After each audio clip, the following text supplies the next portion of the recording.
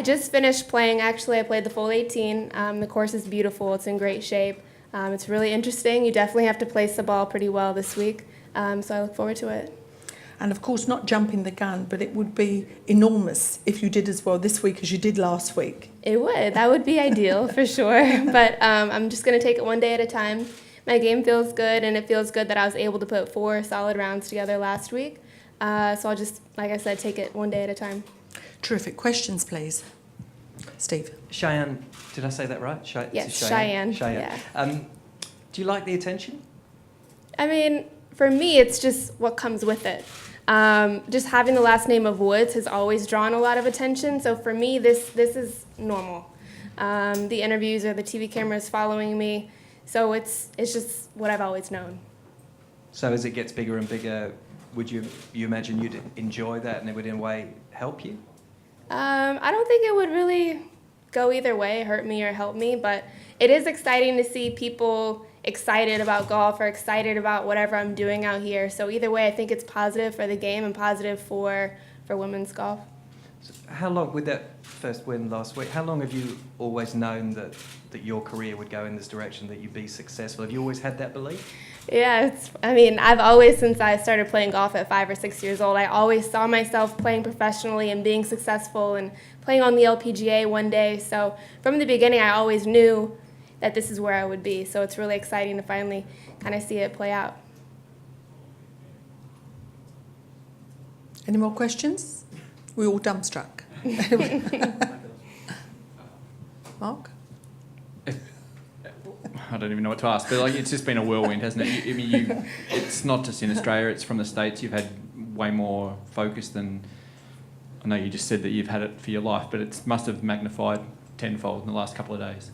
Yeah, definitely. And I see it most just through social media. A lot of followers, Twitter, Instagram, just people contacting me through that and showing that they've seen me play or seen an article here, an article there. So it's crazy to me that I'm over here and it's spread so far and so fast to so many people. How will you go about focusing that energy and attention into a good performance? You talk about taking it one day at a time. Any particular routines or methods you've got to do that? For me, it's just going through my normal preparation of a tournament, playing a practice round, Pro-Am tomorrow, just relaxing at the hotel, just really focusing on this 1 week. So nothing has changed from how I prepared last week to this week.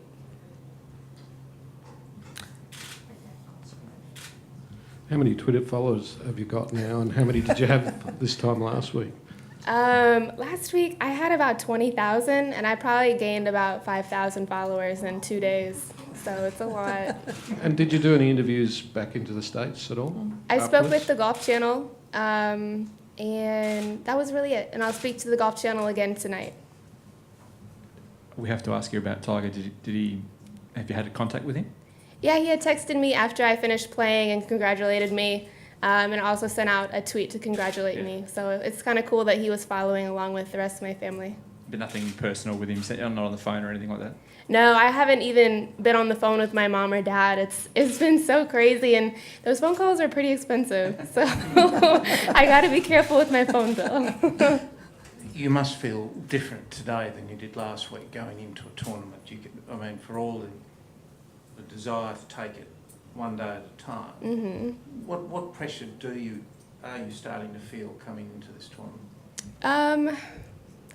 Not a whole lot of pressure. I know there's a lot of people watching me, a lot more than normal, but it does feel completely different from last week. Last week I was going into the tournament after missing a cut completely, and then to win and now coming in this week after playing so well, it feels really good. So I will try my best to play one day at a time and just focus on the one shot.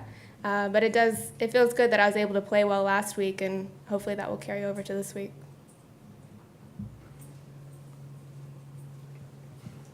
Cheyenne, you talked about that will to win, that belief to win. Where do you think that comes from?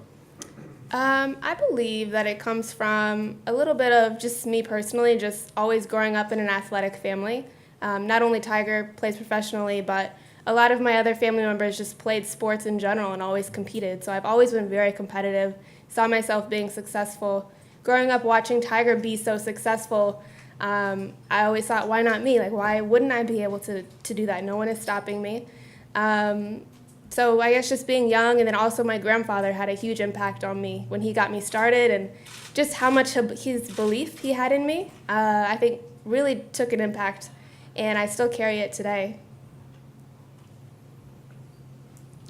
You mentioned your grandfather. I'm sure you've been asked about this a lot, but what was that like getting coached by him early? How much did he have to do with you? And there's lots of stories about the way that he taught Tiger with rattling the coins in the pocket and these sort of legends that go around. Did he do that with you, and did he use those methods? For me, my relationship with my grandfather was more so over the phone.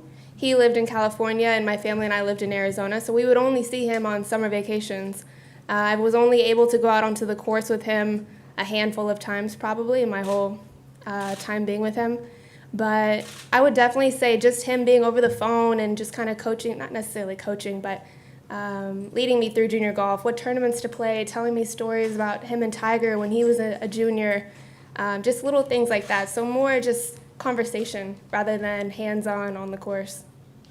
What about Tiger when you were younger? Did he have an influence, or did you work with him much on golf? No, not really. No, not really.